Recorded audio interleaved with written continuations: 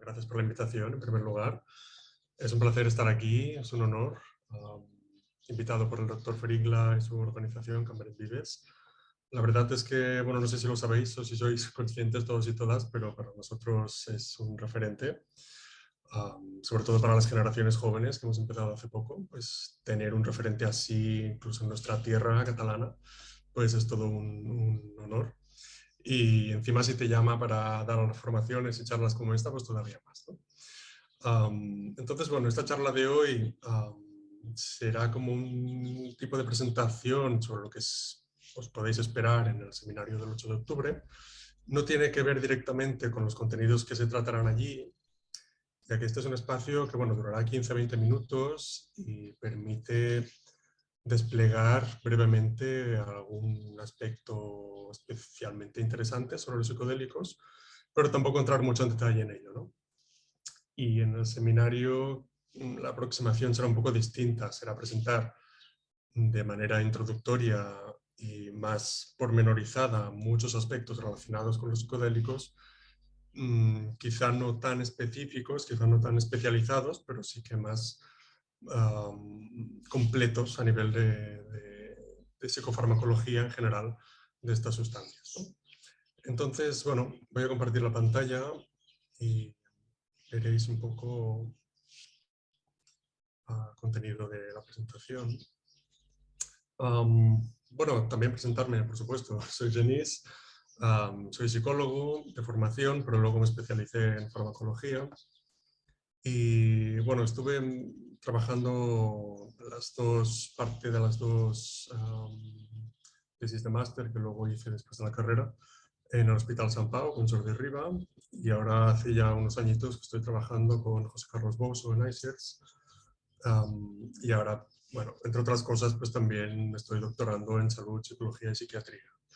Y entonces, bueno, siempre de alguna manera o de otra he estado involucrado en el estudio de estas sustancias. Desde jovencito ya me apasionaron. Y bien, y estamos hoy aquí. Sobre la presentación, es un tema polémico, controvertido, que ya viene haciendo...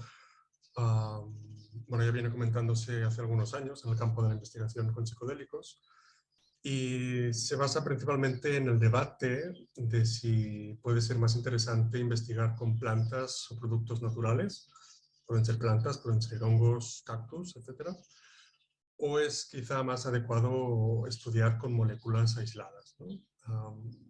Por ejemplo, tenemos el ejemplo de la psilocibina, que es el más conocido quizá hoy en día, el psicodélico que más se reporta en los medios de comunicación, etc.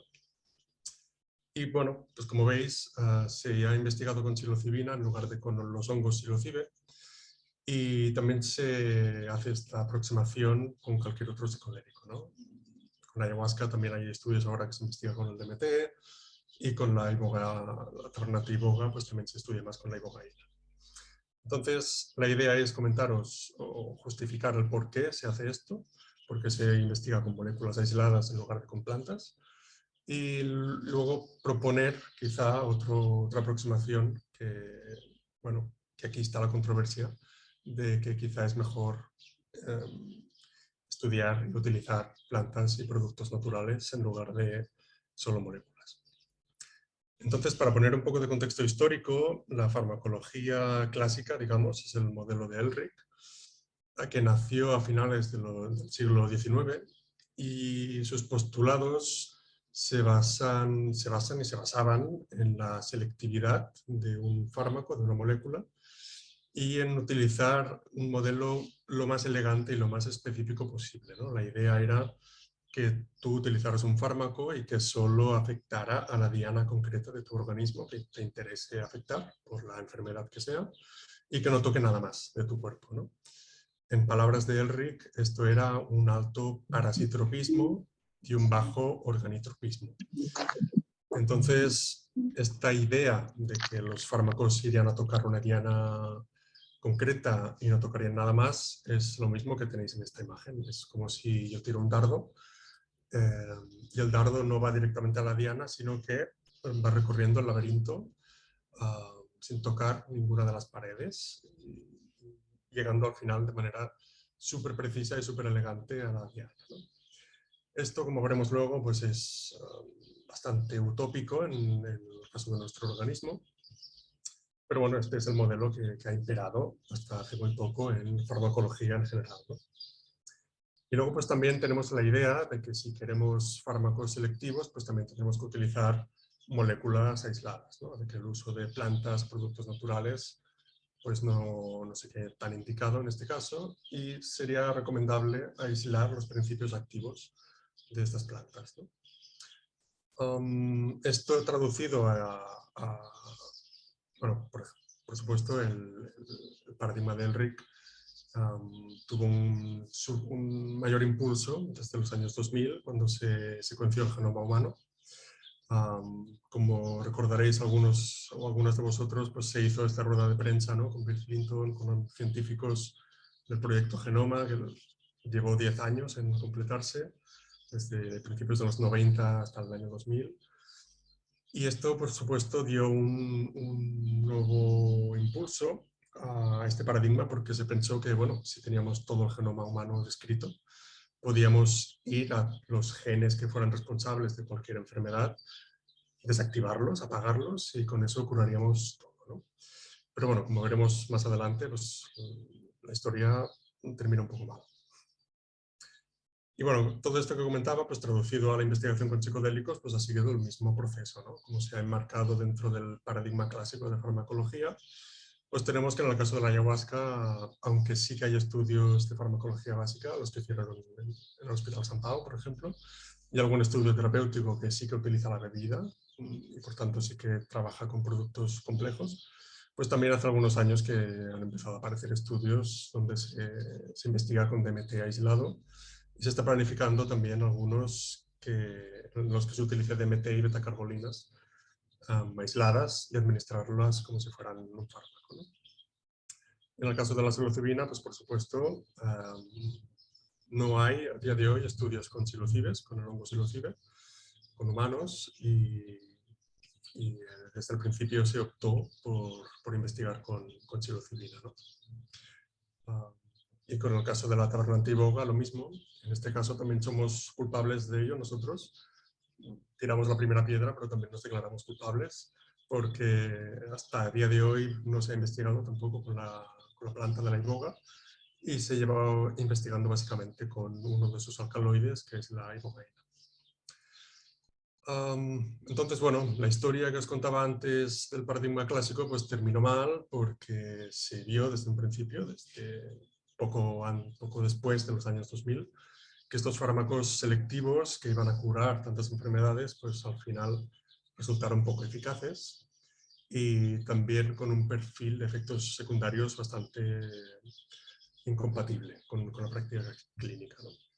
Entonces esto es debido a varios aspectos que no entraremos a profundizar en ellos, pero algunos de ellos son estos, ¿no? Que las enfermedades cada vez más se descubre que son más complejas de lo que creíamos, sobre todo las que atañen al sistema nervioso central, y cada una de ellas es como un sistema, como una red muy compleja a nivel biológico, ¿no?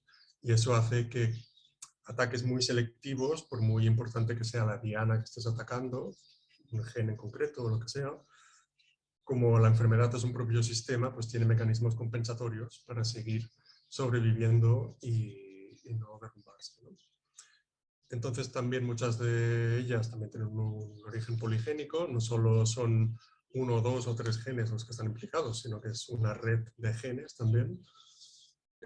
Muchas de ellas, por supuesto, en las psiquiátricas, pero también en muchas físicas, tienen una etiología desconocida, es decir, no se sabe por qué están causadas, no se sabe qué las causa. Y por supuesto tenemos también una modulación epigenética, ¿no? Esto quiere decir que nuestra interacción con el medio ambiente, desde factores ambientales como contaminantes, como el entorno en el que vivamos, hasta la interacción con otras personas, con animales, etcétera, múltiples factores, pues también van a modificar el transcurso y la curación o no de la enfermedad que se sufra, ¿no? Entonces vemos que esta aproximación es como, es como imaginar las enfermedades como un castillo de naipes, ¿no? Como si quitando un naipe de la base se cayera todo el castillo, y eso no funciona así. En biología y en nuestro cuerpo, cada uno de estos pisos, que representaría el edificio que constituye la enfermedad, se autosostiene por sí solo y busca sus propios recursos, ¿no? Y aunque quites una carta de la base, pues el castillo sigue estando ahí, ¿no? Entonces, por ello se está viendo que los fármacos selectivos en realidad pues no están cumpliendo las expectativas que tenían sobre ellos. El paradigma que viene a sustituir el paradigma clásico, cuando se fue descubriendo todo esto, que no hace tantos años, pues es la polifarmacología. Polifarmacología en referencia a los efectos múltiples, multidiana, que tienen los productos complejos sobre múltiples dianas de nuestro organismo, ¿no? En contraposición con los fármacos más selectivos, que solo tocarían algunas dianas en específico. Muchos de estos productos que modulan distintas dianas son productos naturales, por supuesto el dibujo de la hoja, pero vaya, también tenemos productos sintéticos que también son más complejos en su acción, ¿no? No solo son los naturales, pero por supuesto son los más representativos de esta categoría. Y poco a poco pues, se fue viendo que a partir del estudio de diferentes productos, a partir del paradigma de la polifarmacología, pues que estos productos complejos tenían más eficacia, tenían un menor coste, menor toxicidad, era más fácil utilizarlas a nivel clínico, tienen mejor biodisponibilidad, hay menos posibilidad de que se generen resistencias, como en el caso de los antibióticos, como estamos viendo hoy en día. En fin, que tiene muchas ventajas respecto a fármacos selectivos y casi que todo el paradigma de la farmacología se está enfocando hacia ahí, ¿no? Hacia una aproximación más compleja y más holística. Entonces, el paradigma de la polifarmacología utiliza técnicas como la biología de sistemas o la network pharmacology para investigar los efectos complejos que tienen estos productos, ¿no? Ahora describiremos un poco en qué consisten. Pero a nivel visual, también para que tengáis una mejor idea de cómo se puede resumir esto, del cambio de paradigma, pues tenemos que antes el paradigma clásico buscaba magic bullets, que se describen así también en la literatura científica, que son eso, ¿no? Balas muy específicas con una diana muy concreta, que sería el caso de este revólver. Pero el nuevo paradigma, la polifarmacología, pues se basa quizá en el uso de shotguns, ¿no? Para seguir con la misma metáfora, que, bueno, aunque sea armamentística, yo no estoy muy, muy contento siempre que la digo, pues es la que se utiliza generalmente en la literatura, ¿no? Que, bueno, sí que es comprensiva, es muy visual. Entonces, bueno, sería el cambio este de utilizar una herramienta simple a una compleja, ¿no? Entonces tenemos muchos ejemplos de esto en el reino natural y en la investigación reciente, en la que se ve que quizá es más adecuado utilizar productos complejos que moléculas aisladas. Tenemos el ejemplo de la Artemisia annua, que el uso de extractos naturales de esta planta es más eficaz que la artemisinina, su principio activo, para el tratamiento de la malaria. Tenemos el producto Kinimax, que es una combinación de 3 alcaloides distintos de la cinchona, que también es para tratar la malaria, y se ve que el Kinimax, el producto este con los 3 alcaloides, es más seguro que el uso de los alcaloides por separado. Y también tenemos el caso del cannabis, ¿no? Acercándonos ya al terreno de los psicodélicos, pues desde hace muchos años que se sabe que un extracto de cannabis con la misma dosis de THC que una dosis de THC pura, aislada, es más efectiva para el tratamiento de la espasticidad en el caso de la esclerosis múltiple. Y esto se vio ya a finales de los años 90. Como veis en el gráfico, pues hay una reducción mucho más significativa de la espasticidad con el extracto de cannabis que con el THC solo, ¿no? Entonces, también para ilustraros cómo está el paradigma de la polifarmacología hoy en día, os he traído este ejemplo publicado hace muy poco de la Guiwan fórmula, que es una fórmula de distintas plantas, de 10 plantas utilizadas en la medicina tradicional china. Que esto hace años era impensable estudiarlo desde un punto de vista científico porque era demasiado complejo. 10 plantas en una sola fórmula es algo extremadamente complejo para investigarlo desde el punto de vista científico pero desde el paradigma clásico. Ahora desde el paradigma de la polifarmacología sí que es posible investigarlo. Y bueno, y en este caso concreto pues se utilizó la distribución, la organización de plantas que se llama Junchen Suoshi, que básicamente es una clasificación jerárquica en la que Junchen son las combinaciones de plantas más potentes que van a hacer el efecto principal, digamos, y Suoshi son las plantas que ayudan, que apoyan a las plantas que hay en Junchen. Como hay aquí en los nombres traducidos, pues guías, ayudantes, serían las plantas que potencian el efecto de las principales, ¿no? Que son Junchen. Entonces, la Gibbon fórmula se vio en ensayos clínicos que tenía mayor eficacia que la tamsulosina para el tratamiento de la prostatitis, de la inflamación de próstata, pero no se sabía muy bien por qué, ¿no? Porque, como digo, era muy difícil investigar con estas plantas. Entonces se investigó los mecanismos de acción de esta fórmula mediante la polifarmacología y se hicieron varios pasos, ¿no? Primero se describieron las dianas relacionadas con la enfermedad, con la prostatitis, dianas de nuestro organismo, me refiero a receptores, a proteínas, etcétera, que son estas 431 dianas. Y luego se describió también las dianas que era capaz de modular la fórmula de 10 plantas, ¿no? Que son estas 167. Y se vio que 111 de estas dianas estaban relacionadas directamente con las dianas de la enfermedad, ¿no? Por tanto, parecía que en principio sería algo como mínimo relevante, ¿no? para tratar esta enfermedad.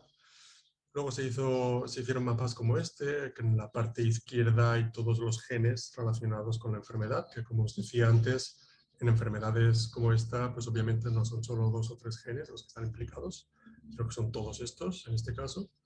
Y en la parte derecha, que tenéis menos nombres, son los pathways, las vías, no sé muy bien cómo traducirlo esto en español, pero bueno, serían como los mecanismos por los cuales no solo se modulan estos genes, sino que también modula la Gibbon fórmula, ¿no? Y por último, pues también se hicieron mapas como este, ¿no? Que se resumió todos los principios activos, bueno, todos no, pero los más relevantes de esta fórmula, que como veis están separados por Junchen y Suoshi. Cuanto más grande es el rombo, más importante resulta el principio activo para la acción terapéutica. Como veis, los más grandes pues, son la quercetina, que lo tenéis en azul, o la leuteoína.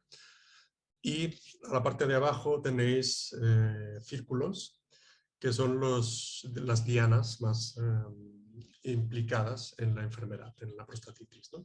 Y cuanto más grande es el círculo, más importante es la diana para el mantenimiento de la enfermedad, ¿no? Y abajo de todo tenéis los mecanismos más importantes.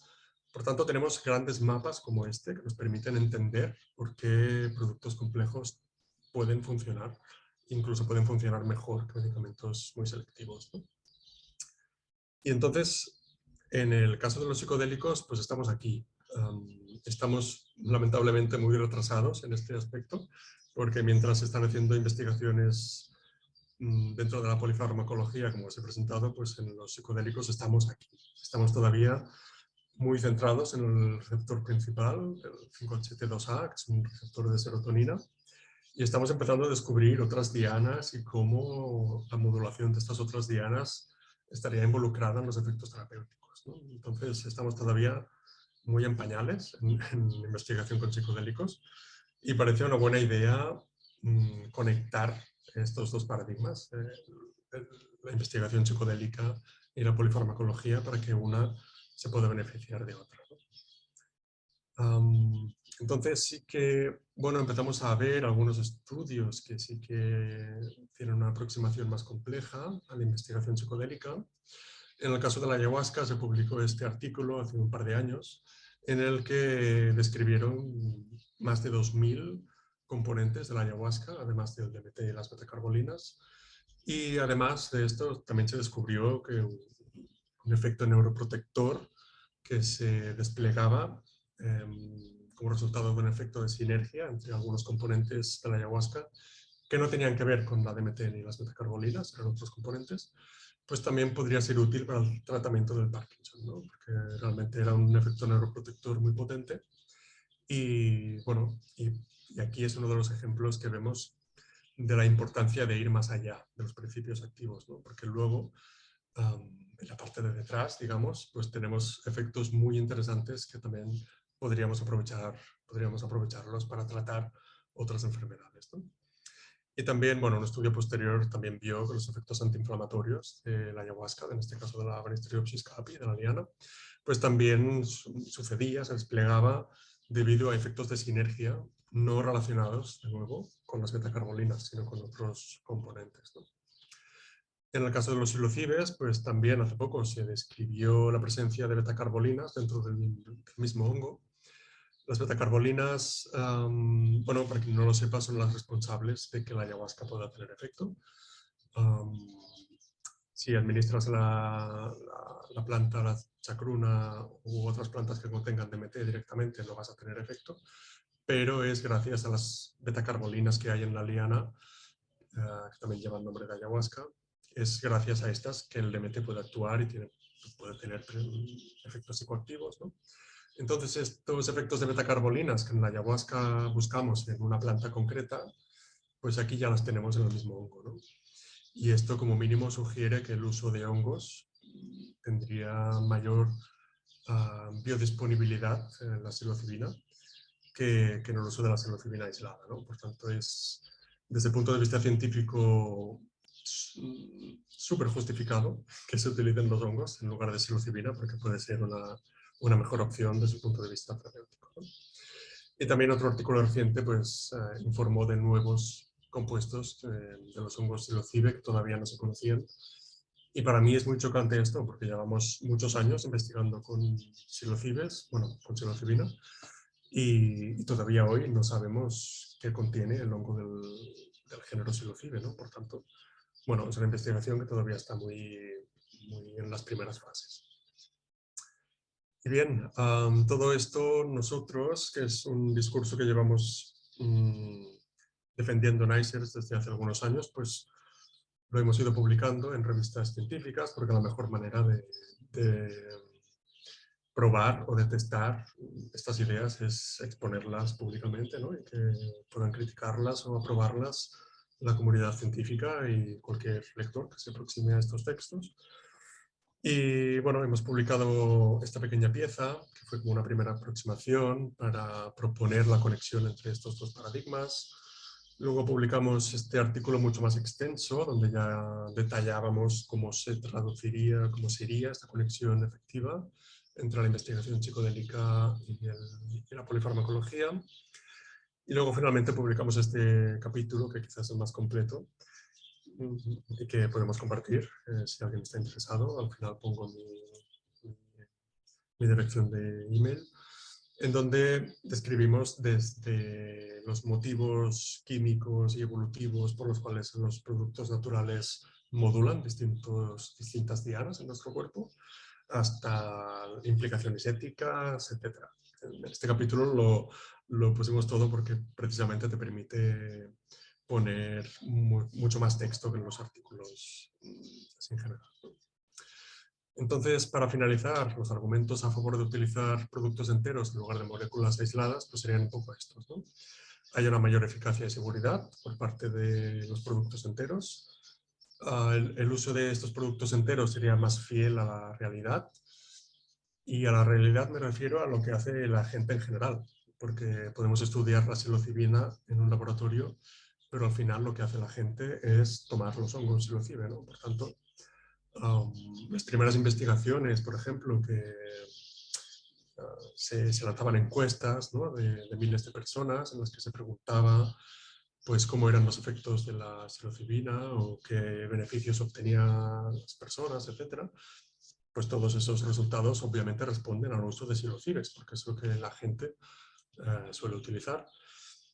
Y se pretende extrapolar los resultados de estos estudios al uso de psilocibina sintética en un laboratorio, ¿no? Por tanto, el uso de hongos psilocibe pues también sería una práctica que sería mucho más extrapolable los resultados que obtengas con lo que pasa después en entornos de la vida real, ¿no?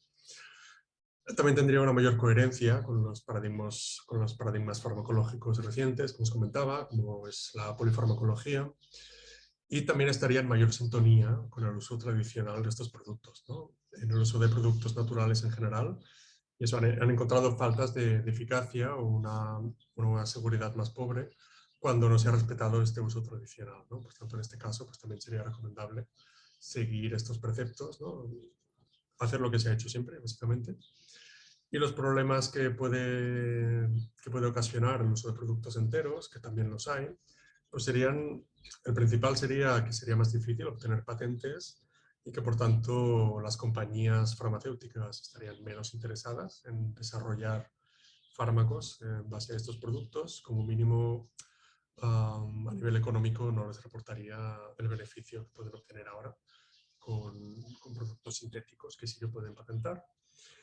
También habría posibles problemas con formulaciones, es posible, no se sabe seguro en este punto, pero es teóricamente posible que el uso de extractos naturales, por supuesto, a nivel de formulación y a nivel de almacenamiento y etcétera, pues quizás es más complicado, quizá pueden durar menos años los productos, quizá hay algunos problemas de formulación. Entonces, bueno, también es un aspecto a tener en cuenta. Y por supuesto también la sostenibilidad, ¿no? Esto es un punto central que tenemos en ICERS, que somos muy conscientes del marco ecológico en el que trabajamos y por supuesto todo este uso de productos naturales, ya sea a pequeña escala o a gran escala, debe centrarse, debe girar en torno a un uso sostenible, para que no entremos en errores que se han cometido en el pasado, ¿no? Productos naturales que sí que tenían un uso científico y médico muy interesante se han terminado extinguiendo y dañando también las comunidades que las han utilizado de forma tradicional, ¿no? Por tanto, también tenemos que aprender del pasado. Y bueno, básicamente es lo que os quería transmitir hoy. Espero veros a todos y todas en el seminario del día 8 de octubre. Y si no nos vemos, pues por supuesto también me podéis contactar por mail o por el medio que prefiráis. Muchas gracias.